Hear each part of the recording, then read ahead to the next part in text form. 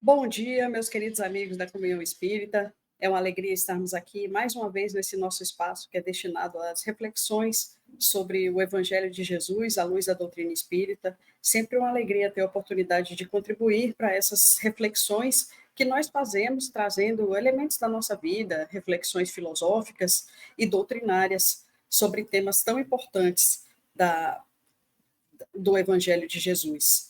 Hoje eu queria começar a palestra com uma mensagem que foi recebida no nosso grupo de Evangelho, que é feito para pessoas que estão com dificuldades na sua saúde, com perda de entes queridos, com aquelas dores físicas e emocionais com as quais às vezes nós somos levados a, a hesitar, a titubear, mas procuramos nos manter fortes. E esse grupo existe para que a gente fortaleça uns aos outros e se mantenha fortes. E temos o concurso dos nossos queridos espíritos benfeitores, que sempre nos trazem mensagens de ânimo, de elevação e de ensinos para que a gente siga em frente. E nessa segunda-feira, quando tivemos mais uma reunião do grupo, recebemos dos benfeitores a seguinte mensagem: quantas dores cabem em uma única pessoa? Por que agravamos desnecessariamente as nossas provas? Minha irmã, meu irmão, por que tantos questionamentos? Por que duvida do amor de Deus, do cuidado do Mestre com a sua vida? Vejo que sequer percebe a ajuda que lhe chega. Acredita que carrega sozinho ou sozinha a cruz dessa existência, quando, em verdade, grande parte da sua prova é diminuída pelo amor do Cristo. Acredite, meu irmão, minha irmã, no cuidado da providência divina que lhe é dirigido. Tenha fé e não desanime diante da prova que vivencia. Se ela a você chegou, é porque você está preparado para vencê-la, para superá-la e seguir adiante com alegria e disposição. Nunca duvide do amor do Pai por você. Nunca duvide da vida que sempre nos encaminha para o melhor. Nunca duvide que você vai vencer. Nunca duvide da sua força interior e da sua importância da sua existência. Nunca, jamais perca a sua esperança. Mantenha sua alegria e disposição. O Pai olha por você. Você não está só e a ajuda já chegou. Desejo a você que a luz do Cristo ilumine a sua vida, sua paz inunde o seu ser e que você possa perceber o amor que envolve e a energia benfazeja que o circunda. Força, meu irmão. Força, minha irmã. Você não está sozinho. Deus está no comando. Deus é amor. Não há o que temer. E nessa certeza, convido vocês a fazermos a nossa prece. Pedir a Deus que esteja conosco em mais esse dia, que Ele oriente a nossa vida, ilumine os nossos pensamentos, ajude para que nós tenhamos as melhores inspirações, que possamos ter as melhores ações, os melhores intercâmbios, que nós possamos sempre nos lembrar da presença do Cristo constante em nossa vida. Agradecer aos nossos mentores que estão conosco em todos os momentos. Aquele nosso mentor que escolheu estar conosco nessa vida para nos ajudar, nos orientar, nos levantar quando estamos prestes a cair e nos consolar diante das nossas dores, das nossas aflições, também orientando o nosso caminho para que possamos ter uma vida o mais possível reta e profícua. Pedimos que Deus esteja sempre conosco e agradecemos por cada momento da nossa existência, por cada oportunidade, por cada dádiva, pela beleza da natureza que nos circunda, com o sol que ilumina o dia, vencendo a madrugada escura, pela chuva que traz a vida e que nos traz tanta beleza, por todas as árvores, todas as flores, por todos os frutos que nos alimentam, tudo o que recebemos em abundância do Criador e pelas pessoas que estão na nossa vida, aqueles que nos amam e que nós amamos, que tornam a nossa vida mais alegre, mais florida, mais cheia de luz, e aqueles que ainda consistem em desafios para nós, que nós saibamos aprender e superar tudo o que tivemos de dificuldade, aprendendo não apenas a tolerar, mas a amar esses irmãos, utilizando essas pedras não como um tropeço, mas como uma oportunidade de edificação, como dizia a nossa querida Cora Coralina. Que Jesus esteja conosco, seja o nosso caminho, a nossa verdade e a nossa vida, e que nós estejamos com Ele. Que assim seja. Hoje vamos falar de um tema muito importante. É um tema que é retirado do livro Fonte Viva, que foi escrito por Emmanuel, pela psicografia de Chico Xavier. É o capítulo 111. O título desse capítulo é Fortaleçamo-nos. E eu tirei essa frase, nossa força, para a gente refletir um pouquinho de onde nós tiramos a nossa força, de onde nós extraímos aquilo que é precioso para nós, né? Em que nós nos alicerçamos, em que nós colocamos a nossa fé para que a gente possa seguir. Emmanuel, ao colocar esse capítulo aqui, ao fazer essa análise, ele que sempre parte de uma passagem do Evangelho ou das cartas de Paulo, do Atos dos Apóstolos, para fazer uma reflexão sempre muito salutar. E ele pega essa carta de Paulo aos Efésios, que é o versículo 10 do capítulo 6. Sede fortalecidos no Senhor. E nos convida a nos fortalecermos a partir daquilo que é bom, a partir daquilo que é belo, a partir daquilo que edifica, que nós tenhamos realmente os nossos tesouros no céu, que nós saibamos edificar a nossa casa sobre a rocha e não sobre a areia. Então, que a gente tenha a nossa força naquilo que é essencial, que é importante, que consiste para nós um motivo de crescimento verdadeiramente e não simplesmente naquilo que é transitório. Quando eu estava preparando essa palestra, eu fiz uma pesquisa no Google para ver, né, o nosso oráculo universal atual, como ele trata do tema, né, da força. E foi muito interessante pensar sobre isso, né? Porque o Google dá umas respostas realmente marcantes que me trouxeram muitas reflexões. Quando você coloca como ficar forte no Google, ele começa a sugerir várias formas de você ficar forte fisicamente, vários treinos, várias formas de alimentação, sequências de exercícios e uma série de conselhos para que você possa crescer, ficar forte, malhado e realmente buscar ser fisicamente mais forte. Agora, quando você coloca como ser forte, a resposta do Google é diferente. O Google já responde dando um conteúdo mais emocional, mais espiritual, colocando até questões de autoconhecimento.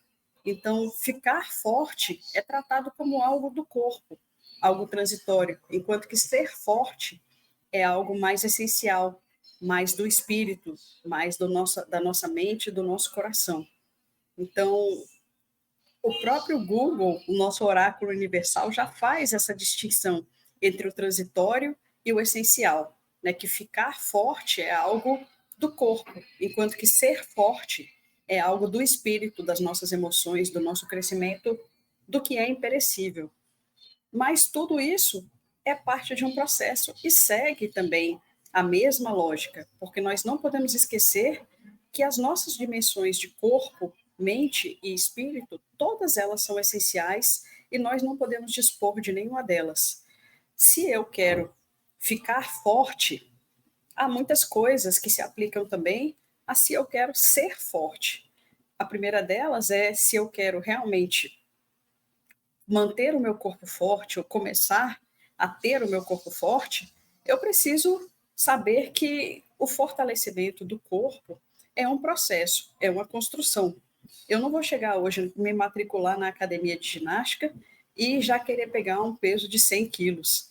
Também não vou começar a correr, comprar meu tênis ali na primeira loja do shopping e querer correr uma maratona ainda hoje no mesmo dia.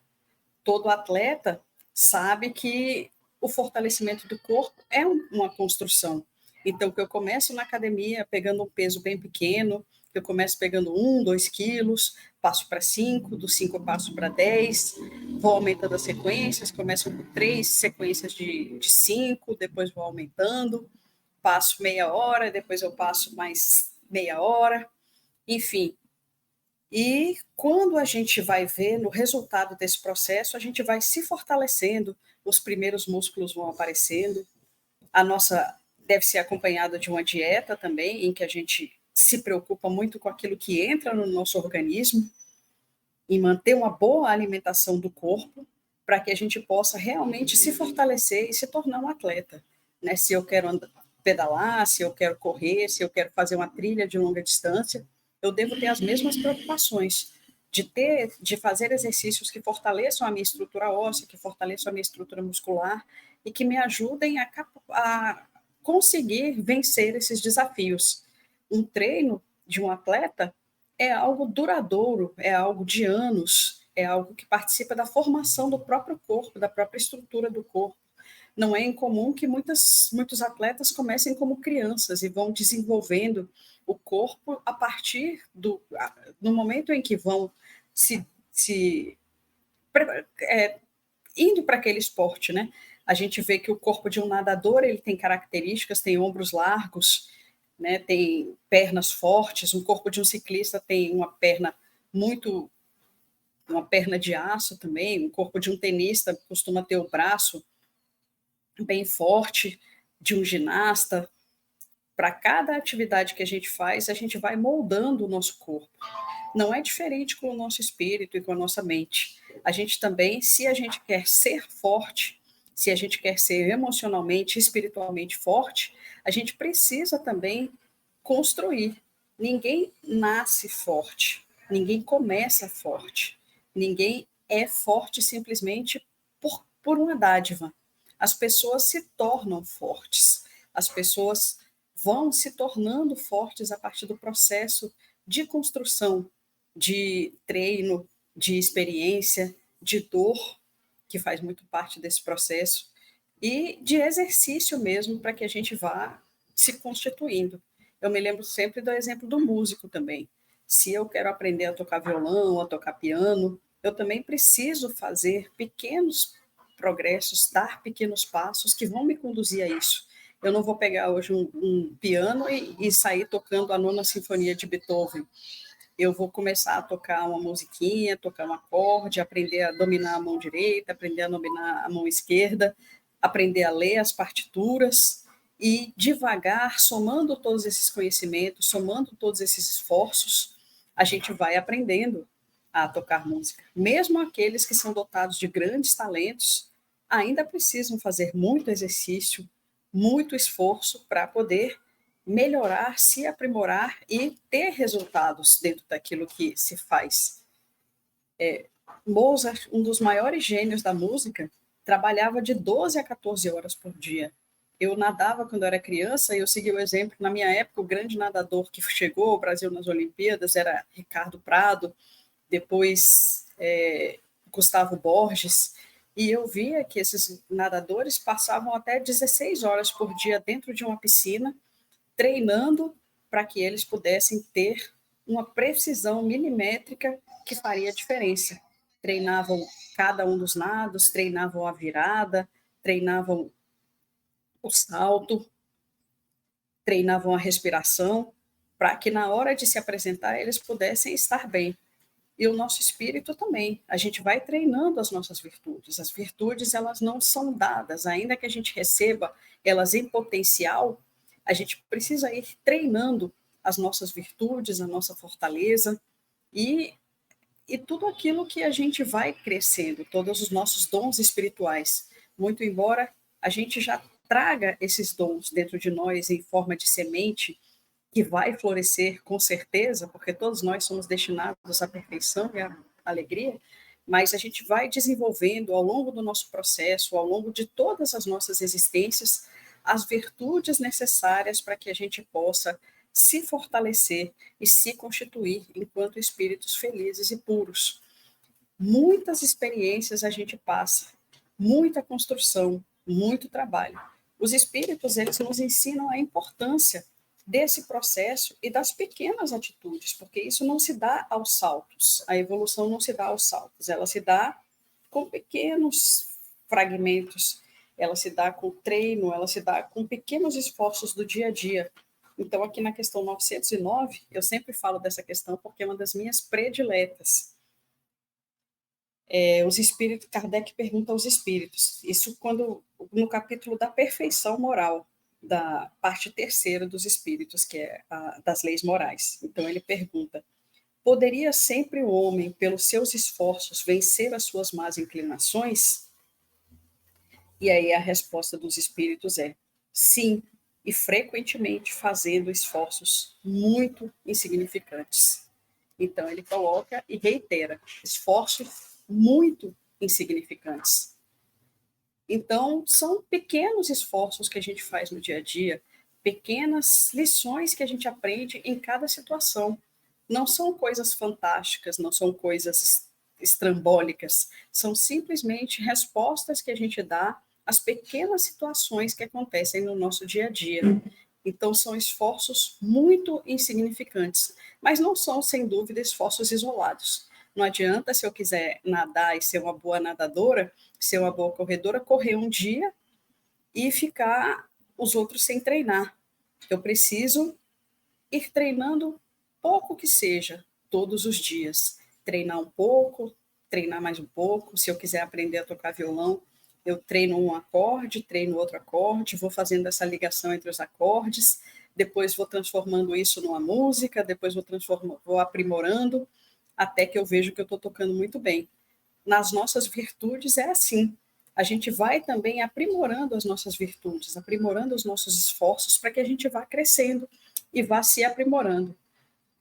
E outra coisa que Emmanuel fala aqui, que é muito importante, eu acho que é o ponto crucial, é que ele diz que a gente deve se atentar para aquilo que é realmente importante, para tirar a nossa força daquilo que é verdadeiramente significativo e verdadeiramente importante. Então, na mensagem do capítulo 111 do livro Fonte Viva, ele diz: muita gente que se julga forte nos recursos financeiros que surgem e fogem, na posse das terras que se transferem de dono, na beleza física que brilha e passa, nos parentes importantes que se transformam, na cultura da inteligência que muitas vezes se engana, na popularidade que conduz à desilusão, no poder político que o tempo desfaz, no oásis de felicidade exclusivista que a tempestade destrói. Sim, há muita gente que supõe vencer hoje para acabar vencida amanhã. Todavia, somente a consciência edificada na fé, pelos deveres bem cumpridos à face das leis eternas, consegue sustentar-se, invulnerável, sobre o domínio próprio. Somente quem sabe sacrificar-se por amor encontra a incorruptível segurança. Fortaleçamo-nos, pois, no Senhor e sigamos de alma erguida para a frente na execução da tarefa que o Divino Mestre nos confiou. Então, ele fala que a gente não deve colocar a nossa confiança naquilo que é transitório, que é efêmero, que se perde, na nossa beleza, que um dia vai se desfazer, nas riquezas materiais que são perecíveis, em tudo aquilo que não tem significado. A gente deve colocar os nossos verdadeiros tesouros ali onde a traça não rói e onde o ladrão não rouba. É nisso que a gente deve colocar a nossa fé, a nossa esperança, a nossa virtude, a nossa fé, que é também a nossa fidelidade. Fé tem duas raízes muito importantes: fidelidade e confiança. Para que a gente mantenha a nossa fé, mesmo nos momentos mais difíceis, que a gente tenha a força baseada nessa fé, é preciso que a gente tenha a certeza de que a gente está caminhando, de que a gente tem o apoio do Cristo, que a gente tem o apoio dos nossos mentores, que a gente não está sozinho e que a gente compreenda o que é verdadeiramente essencial na vida. Se o que eu busco é apenas o transitório, eu estou edificando minha casa na areia. A casa vai cair, num determinado momento ela vai cair. A riqueza material, ela se vai, ela perece. E a gente que é espírita sabe que mesmo que a gente permaneça com essa riqueza toda a nossa vida, a gente não leva ela para o além-vida. Essa riqueza que não é bem utilizada pode ser fruto da nossa perdição, pode ser fruto de, quem sabe, de uma existência futura em que a gente venha com privações, porque a gente teve e não soube utilizar. No Evangelho segundo o Espiritismo, nos é dito que toda a nossa riqueza, tudo aquilo que a gente tem de talentos, de bens materiais e até mesmo de coisas que a gente recebe, daquilo que nós chamamos de qualidades, são nos dadas por empréstimos. Então, o dinheiro que eu tenho no banco, um determinado talento, um cargo que eu exerço, eles são oportunidades para que eu possa mobilizar esses esforços para o bem, para que eu possa fazer multiplicar esse talento em favor não apenas de mim mesmo, mas de todos aqueles que podem contar comigo.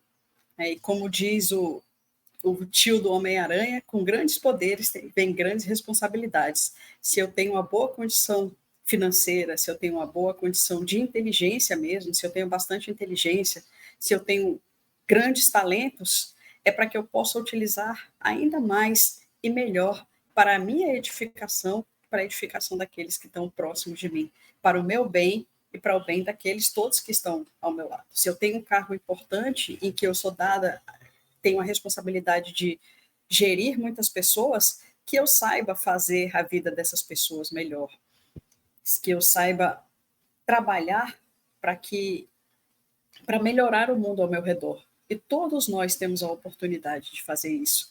Todos nós temos a oportunidade de crescer e de nos lembrar daquilo que é verdadeiramente importante. E quando nós não conseguimos, nós somos lembrados muitas vezes pela dor. Foi o que aconteceu comigo. Eu cheguei no começo do ano fazendo 1000 planos de e onde eu vou, como eu vou trabalhar, como eu vou estudar, como eu vou viajar, que tipos de coisas eu vou fazer, enfim. E aí a gente, às vezes, nos 1000 planos, no turbilhão da vida, esquece daquilo que é essencial, que é mais importante. E eu, com os meus 1000 planos, o que, que aconteceu? Passeando numa ciclovia aqui em João Pessoa, onde eu estou, no finalzinho de tarde de domingo, estava caindo da bicicleta. E caindo da bicicleta, eu me lembrei de uma coisa muito importante, que a minha saúde vale mais do que qualquer outra coisa. Eu tive que parar tudo, parar os meus planos, parar as minhas ideias de viagens, de planos de pesquisa e de trabalho e de coisas diferentes que eu ia fazer, para focar no cuidado com a minha saúde, para fazer com que os meus ossos se colem e voltem a estar bem, para cuidar do físico, porque a gente também não pode esquecer que nós temos esse corpo e que esse corpo é precioso para que a gente possa também fazer o bem e levar a nossa vida. Então, a gente, às vezes, quer conquistar o mundo, quer conquistar um bom lugar no trabalho, quer conquistar riquezas, e nada disso é errado. A gente querer o desejo do progresso é uma meta do ser humano, é inerente às nossas almas. Todos nós nascemos para progredir. Então, progredir é um desejo inerente do ser humano e é o que nos leva adiante. Mas nós devemos pensar muito no para quê, como e por que progredir, né? Então, não que eu tivesse planos muito errados, mas eu fui lembrada da saúde e da integridade do meu corpo, que também merecem o meu investimento, também merecem o meu tempo e o meu esforço. Então, agora vou dar um tempo em tudo para que eu possa cuidar de fazer colar os meus ossinhos do pulso que estão esfacelados nesse momento. Já fiz uma cirurgia, já coloquei uma placa, e mesmo estando distante, continuo por aqui, mas a minha prioridade zero agora é cuidar da minha saúde. Então, muitas vezes, a gente tem perdas que nos fazem lembrar daquilo que é mais importante. A gente perde um ente querido, perde uma pessoa que é importante, perde algo que é caro para nós. E aí, todo o mais se torna supérfluo. Então, nunca nos esqueçamos daquilo que é realmente importante, dos nossos amores, da nossa família, daqueles que estão próximos de nós, da nossa saúde, da nossa qualidade de vida. Não há nada que valha esse preço. Não há nada que seja mais importante do que isso. Então, muitas vezes, as nossas dores servem para isso, para nos reposicionar, para nos recolocar no lugar onde devemos estar, para nos fazer refletir. Eu tenho refletido muito nesses dias em que eu estou aqui e que eu ainda vou ficar por um tempo, sobre o propósito da vida, o propósito de tudo isso. Tenho procurado ler e aprender muito com essa experiência e transformar ela num trampolim. Pegar essa pedra e não quebrar vidraças, não me lamentar e não ser simplesmente uma pedra de tropeço, mas transformar ela em mais um tijolo, mais uma argamassa para minha edificação. Então, que ela seja, que as pedras do nosso caminho sejam, como diz Cora Colarina, parte dos nossos castelos, parte da nossa estrada que edifica o nosso caminho para a perfeição. Então, que todos nós aprendamos com aquilo que nos faz até mesmo sofrer, confiantes de que toda perda é transitória, mas o nosso progresso moral é o nosso patrimônio definitivo. Então, que tenhamos a nossa força na fé, na confiança em Deus, naquilo que é verdadeiro, naquilo que é essencial, deixando aquilo que é transitório em segundo plano. Claro que a gente precisa fazer. Um amigo me falava um dia de um conceito que eu achei interessante, que chama depressão iniciática. E o que é a depressão iniciática? Ela acontece quando a gente perde alguma coisa que é importante para a gente naquele momento, para que a gente possa ser reconduzido a um lugar que é o nosso verdadeiro lugar. É o caso de Francisco de Assis, que tinha todo o dinheiro, tinha uma vida boa, tinha todo o prestígio que seu pai podia dar, mas ele queria. O projeto do pai dele era que ele fosse nobre, que era a única coisa que ele não tinha era um título de nobreza. E ele queria transformar Francisco numa pessoa nobre. E a oportunidade surgiu quando a cidade dele, que era Assis, entrou em guerra contra Perugia. E aí ele poderia se destacar na guerra e ser nomeado cavaleiro do rei para ir para as cruzadas e aí sim ganhar um título de nobreza. E ele fez isso, seguindo o projeto do pai, que comprou uma armadura muito bonita para ele, a armadura mais cara que o dinheiro podia comprar, deu para ele o cavalo mais potente, mais bonito que o cavalo podia comprar, e foi Francisco com seu cavalo e sua armadura para Perugia lutar. E pouco tempo depois ele voltou. Não se sabe o que aconteceu nessa guerra. O que se sabe é que Francisco voltou muito transformado, que ele não era mais aquele mesmo homem que saiu.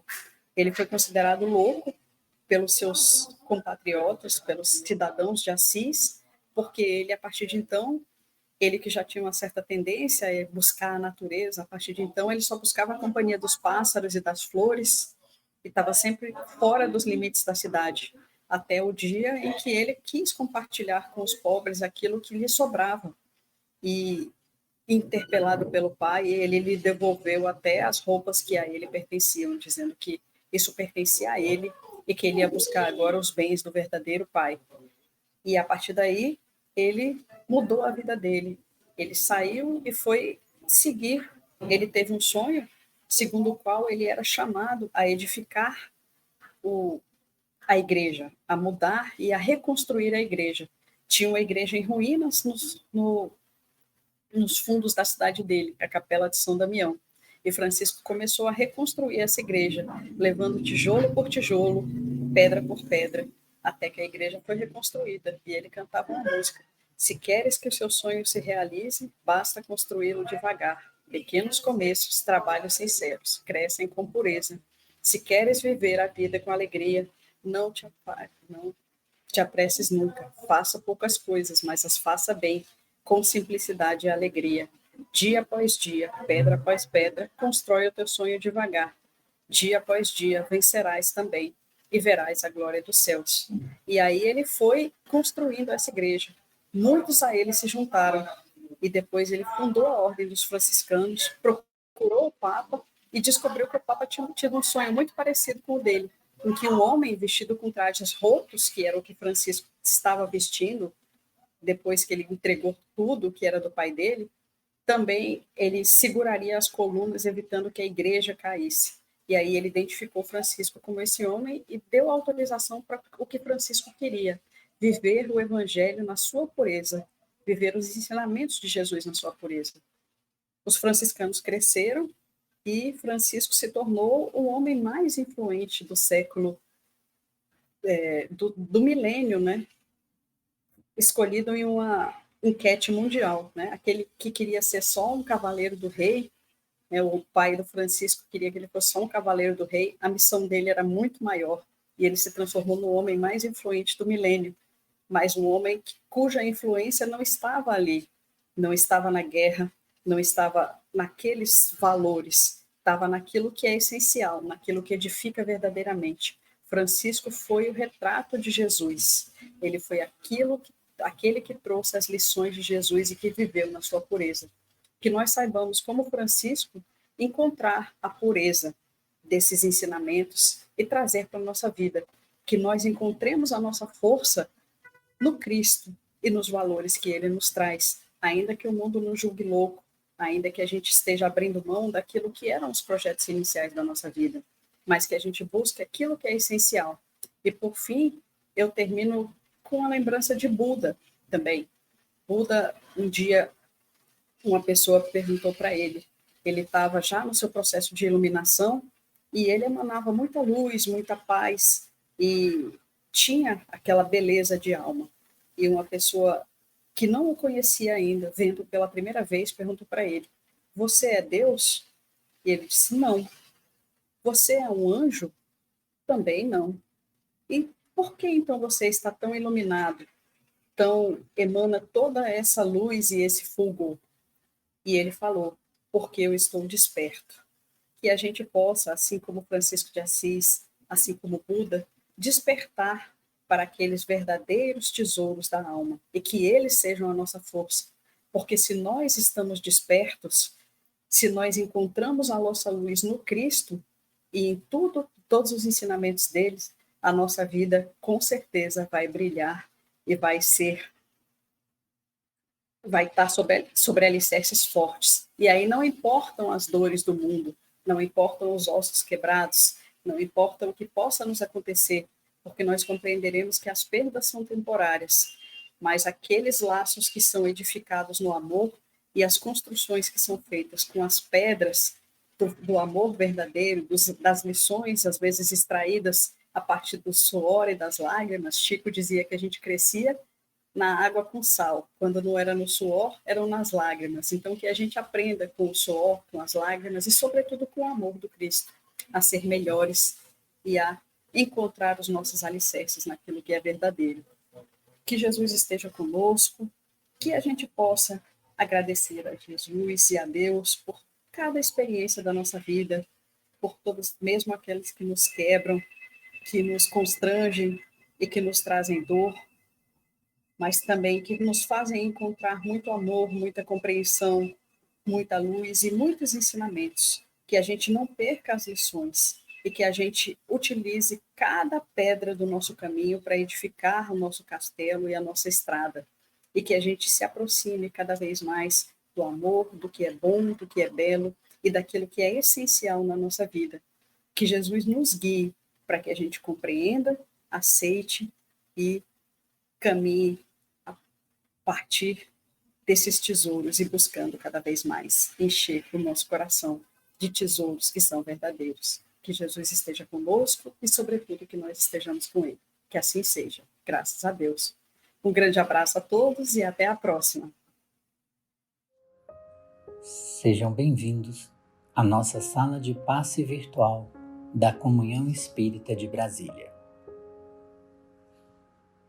O passe tem como finalidade auxiliar a recuperação física, mental e espiritual, substituindo os fluidos deletérios por fluidos benéficos. Durante o passe, temos uma troca de energias físicas, mentais e espirituais, guiadas pelo melhor sentimento, que é o amor. Essa energia amorosa auxilia no reequilíbrio dos pensamentos e emoções, restabelecendo a harmonia íntima. Assim, deve ser utilizado quando sentir necessidade ou até que se sinta reequilibrado. Nesse momento em que daremos início à aplicação do passe, pedimos que, em um ambiente tranquilo, você se coloque de forma confortável, fechando os olhos, respirando de maneira tranquila e serena, para que assim possamos sentir a presença do nosso Deus de amor, Senhor da vida e da misericórdia. Entrando em sintonia com o nosso mestre e amigo de todas as horas e com os mentores espirituais dessa casa, rogamos que nesse momento desça sobre nós todos os fluidos salutares e benéficos necessários ao reequilíbrio do nosso corpo físico, mental e espiritual. Senhor, meu Deus, permita que os bons espíritos que me cercam me auxiliem nos momentos de dificuldade, que eu tenha a força necessária para continuar a caminhada no sentido do bem, do amor e da caridade. Traz, Senhor, a cura para os males do corpo e da alma, mas se não for o momento, traz o refrigério necessário para que eu continue a caminhada. Que nossos amigos espirituais possam visitar os nossos lares, abençoando a cada um que lá se encontra, trazendo a alegria de viver, a paz, a harmonia e que cada um possa colocar o amor do Mestre Jesus em seus corações. Que também os mentores espirituais possam visitar os nossos ambientes de trabalho, levando a cada canto a tranquilidade, a fraternidade e a serenidade. Que esses bons fluidos se estendam para cada um de nós, amigos e familiares, trazendo o conforto que tanto desejamos, a coragem e a fé para continuarmos a nossa estrada da vida. Estamos chegando aos momentos finais de nosso passe. Faremos então a oração que o Mestre Jesus nos ensinou. Pai nosso, que estais no céu, santificado seja o teu nome. Venha a nós o teu reino. Seja feita a tua vontade, assim na terra como no céu. O pão nosso de cada dia dai-nos hoje. Perdoa as nossas dívidas, assim como perdoamos aos que nos devem. Perdoa as nossas ofensas, assim como perdoamos aos que nos ofendem. Não nos deixes entregues à tentação, mas livra-nos do mal. E nesse momento, calmamente, vamos abrindo os nossos olhos, retornando ao nosso ambiente com paz e vibrações fraternais. E agradecidos que somos ao nosso Mestre Jesus e aos mentores espirituais desta casa, damos graças a Deus, graças a Jesus, e assim seja.